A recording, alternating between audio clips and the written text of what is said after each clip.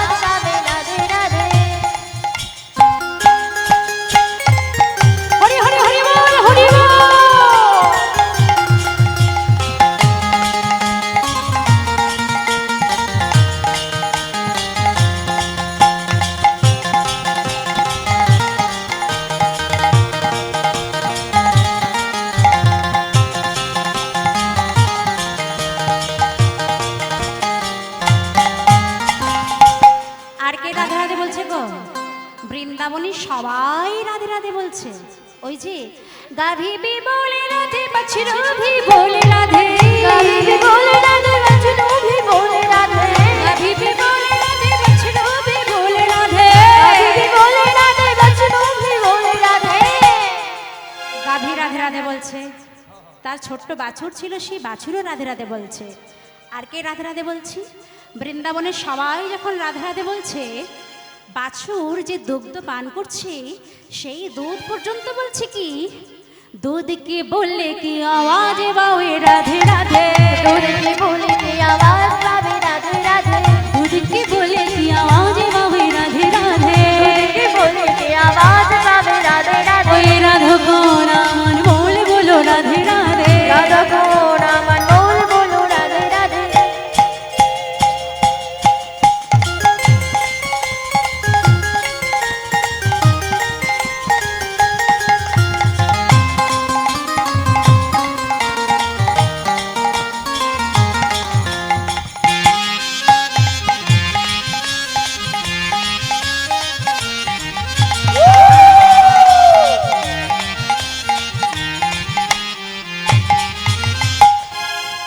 ভক্তমণ্ডলী ভক্তিমতী মায়েরা, চন্দ্র রাধে রাধে বলছে, সূর্য রাধে রাধে বলছে, ব্রহ্মা রাধে রাধে বলছে, বিষ্ণু রাধে রাধে বলছে, বৃন্দাবনের গাভী রাধে রাধে বলছে, বাছুর রাধে রাধে বলছে।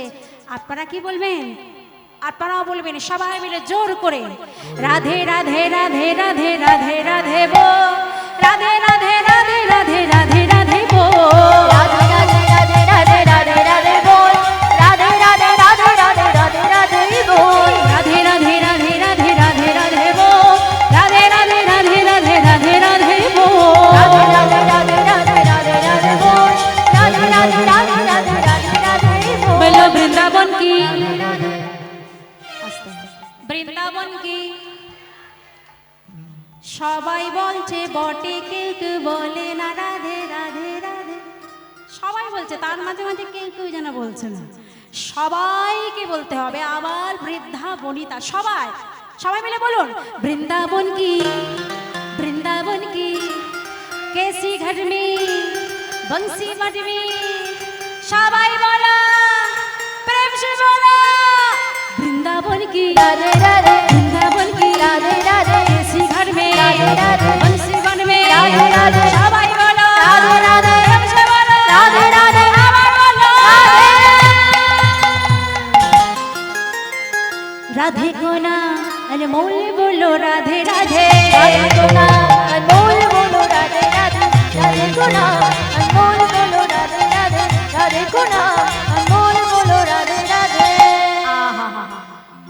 যে রাধা নাম করলে কৃষ্ণ কৃপা লাভ করা যাবে, আসুন একবার তার নামে জয়ধ্বনি দেয়া হোক। শ্যাম কোনা अनमोल बोलो राधे राधे, श्याम कोना अनमोल बोलो राधे राधे, श्याम कोना अनमोल बोलो राधे राधे, अनमोल बोलो राधे हरे कृष्णा कृष्णा कृष्णा हरे हरे, हरे राम हरे राम राम राम हरे कृष्णा कृष्णा कृष्णा हरे हरे, पिताई गौर प्रेमानंदे हरि हरि बोल। कृष्ण कृष्ण कृष्ण हरे राम राम राम हरे हरे।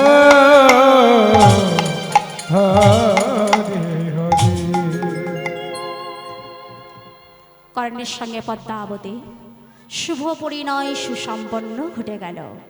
ভক্তমণ্ডলী ভক্তিমতী মায়েরা, বিবাহের বেশ কয়েক বছর পর গুরুদেব দ্রোণাচার্য মনে মনে ভাবলেন, আমি যে এতদিন রাজার ছেলে যে শিক্ষা দিলাম, ধনুর্বিদ্যা শেখালাম, কতটাকে পারদর্শী হয়েছে তার একবার পরীক্ষা করা উচিত, আমার জানা উচিত। তাই তিনি কি করলেন, অস্ত্রবিদ্যার প্রতিযোগিতা শুরু করলেন।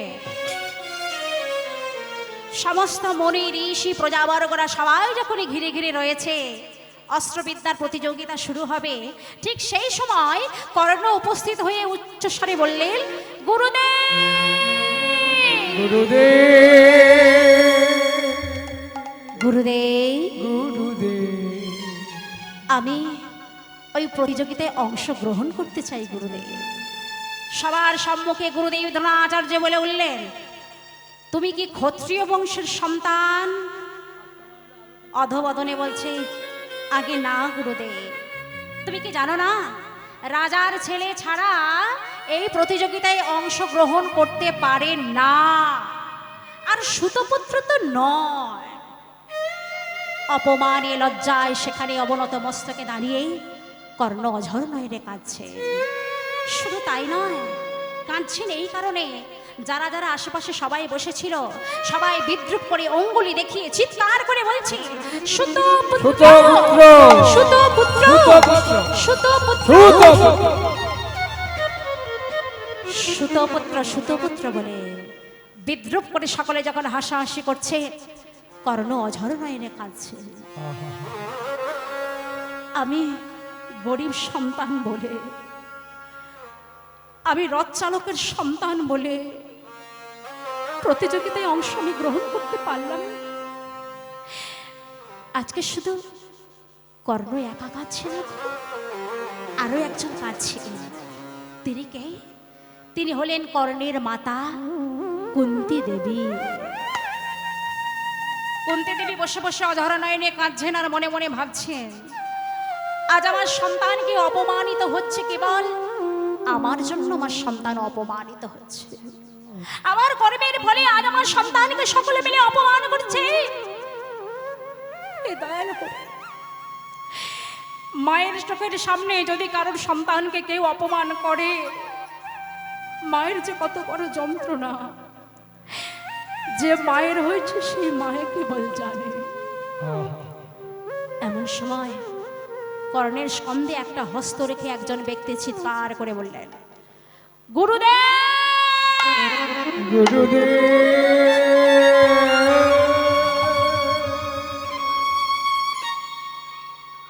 আপনার এই যদি রীতি হয়ে থাকে যে রাজার ছেলে ছাড়া এই প্রতিযোগিতায় অংশগ্রহণ করতে পারবে না, তবে আমি আপনাকে কথা দিলাম, আজ থেকে এই কর্ণকে আমি একটা অঙ্গরাজ্য দান করলাম।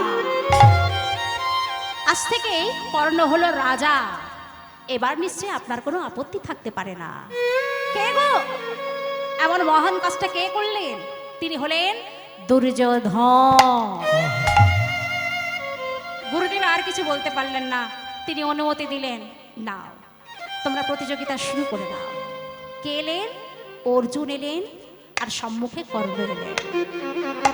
অর্জুন যখন ধনুর্বাণ নিক্ষেপ করেছে, সেই ধনুর্বাণের সৃষ্টি হয়েছে কি গো, সেই ধনুর্বাণে যখন সৃষ্টি হয়েছে হাজার হাজার ধনুর্বাণ, অপরদিকে কর্ণের ধনুর্বাণ যখন নিক্ষেপ করেছে, সেই ধনুর্বাণে হাজার হাজার ধনুর্বাণ সৃষ্টি হয়ে অর্জুনের সমস্ত ধনুর্বাণকে আটকে দিয়েছে।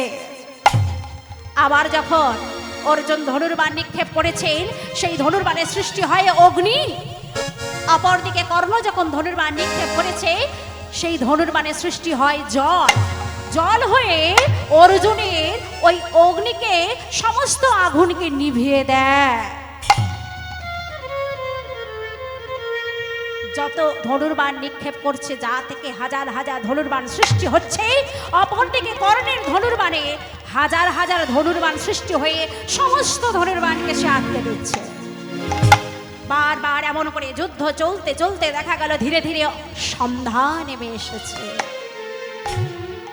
মা কুন্তী মনে মনে চিন্তা করলেন, এইভাবে যদি যুদ্ধ চলতে থাকে, কেউ না কেউ একজন তাকে পরাজিত হতেই হবে, আর যে পরাজিত হবে তাকে নিয়ে আমার দুঃখ হবে। আমি তো মা, যেই একজন পরাজিত হোক না, কারণ দুজনই হলো মায়ের সন্তান, অর্জুন এবং কর্ণ।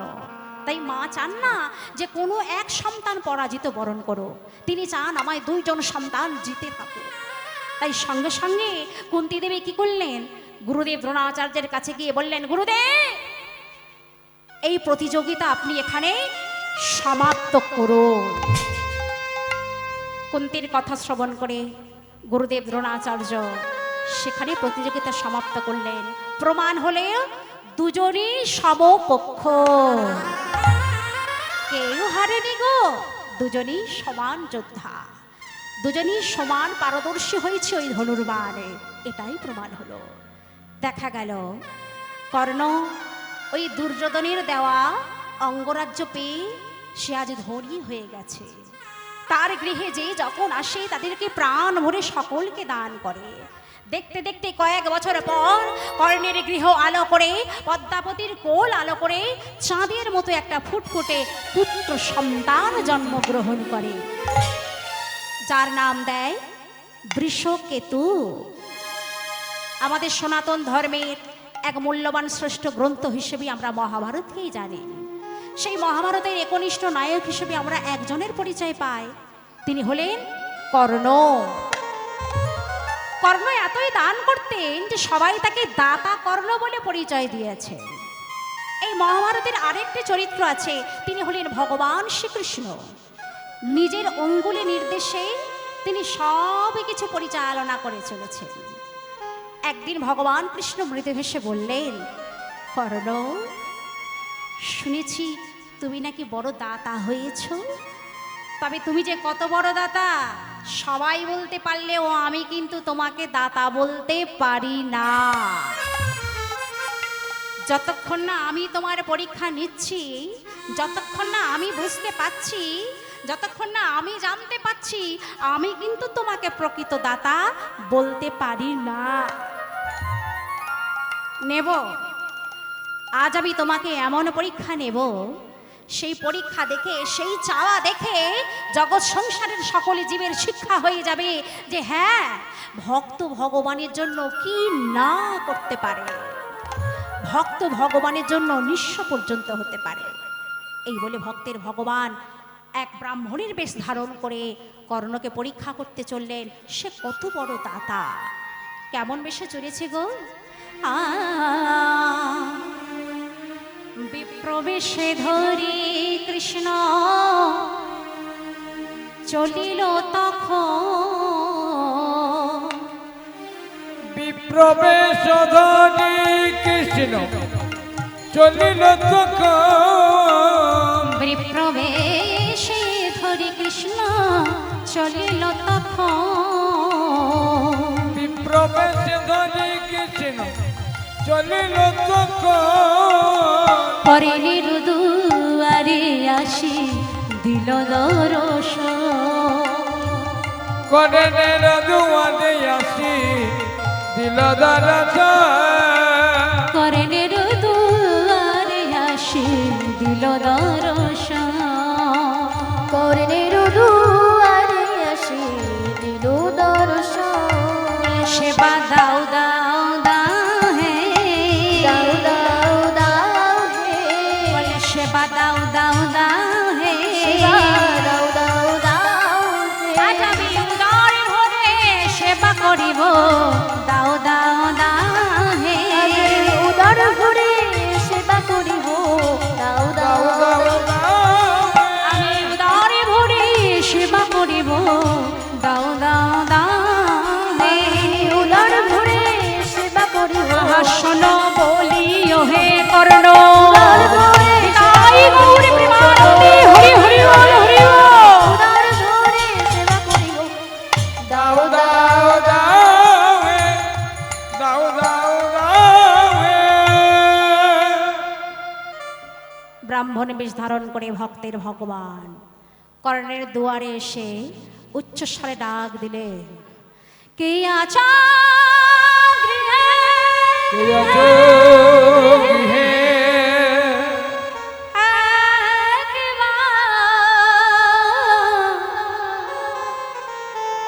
একবার বাহির হও।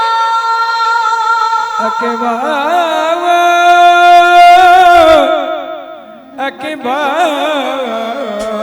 বাহির। আহা, যেমন তেমন তো কোনো সাধারণ মানুষ ডাকছে না গো, ডাকছেন আমার ভক্তির ভগবান নিজ মুখে।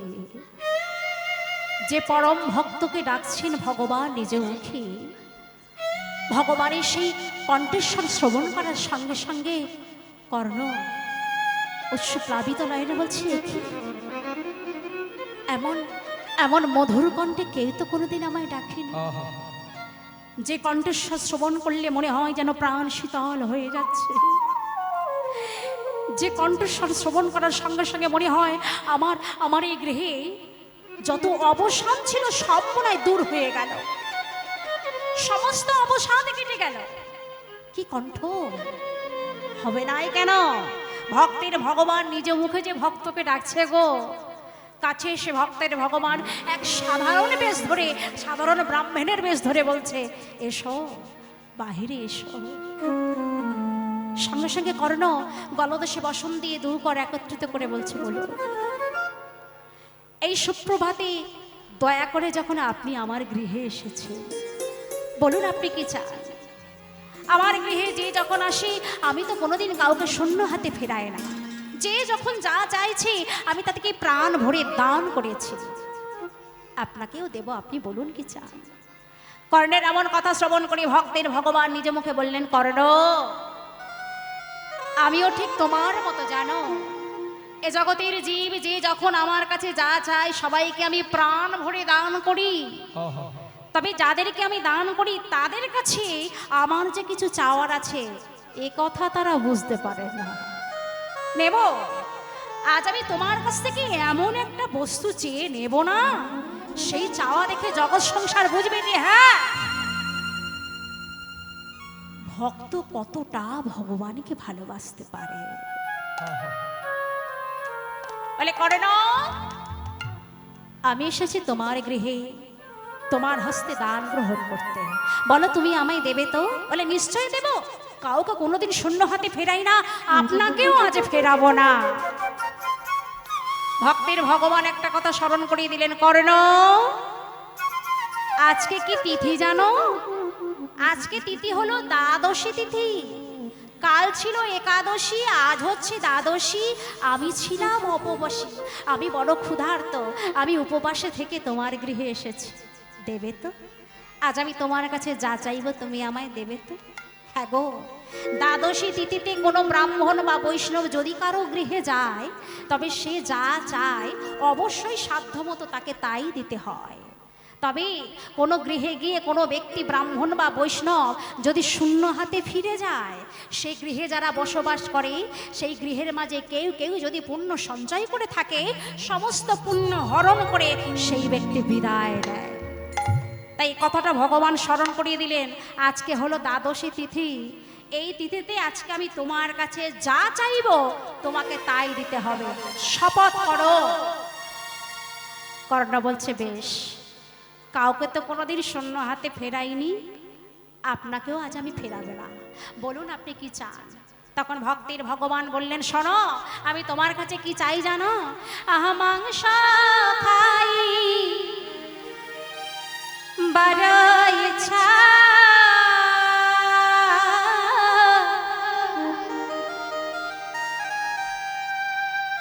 আমার মনে বড়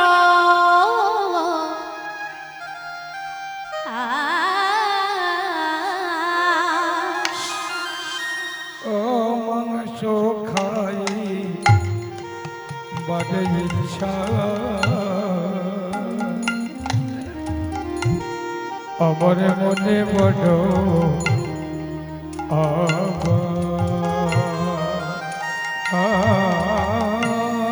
আজ মাংস খাইবার ইচ্ছা,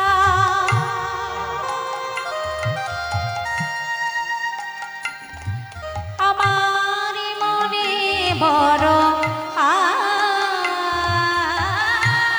মাংস খাই বড় ইচ্ছা,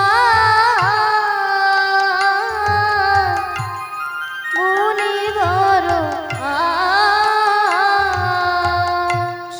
আমার মনের ইচ্ছা আমি করিলাম প্রকাশ,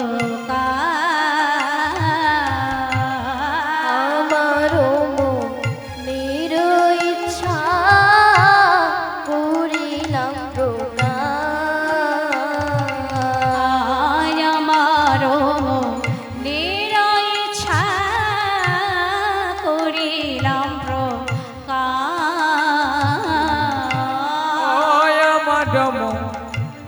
মনের ইচ্ছা করিলাম প্রকাশ আমার নৈরাশ করে ফেরাবে না, নৈরাশ করে ফেরাবে না, আমার নৈরাশ করে ফেরাবে না। নৈরাশে করে ফিরাবে না। আমি দোষিতে এসেছি গো, তোমায় নৈরাশ করে ফেরাবে না, আশাতে এসেছি গো নৈরাশে করে ফিরায় আমি এই দোষিতে এসেছি গো, আমার মনের আশা পূরণ করবে। আমি দাদা এসেছি গো মনের আশা পূরণ করো আমি দোষিতে এসেছি গো, বলো মনের আশা তুমি পূরণ করবে। আমি দাদা